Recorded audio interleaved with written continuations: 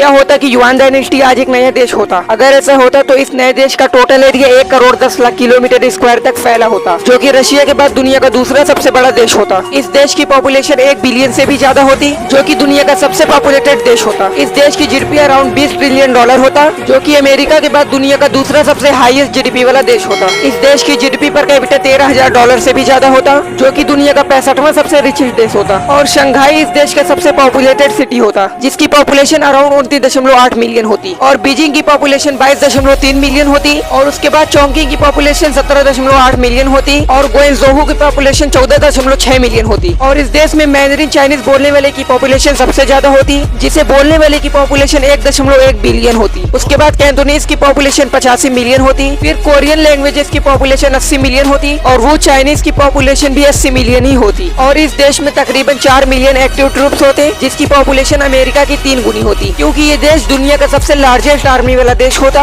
इसलिए ये देश दुनिया का सबसे पावरफुल देश होता। और ये एशिया का डोमिनेट कंट्री होता। फाइनली इस देश के पास एशिया का 24.7% लैंड एरिया, 31.7% एशिया की पॉपुलेशन, 51.28% एशिया की जीडीपी सिर्फ इस देश के पास होती।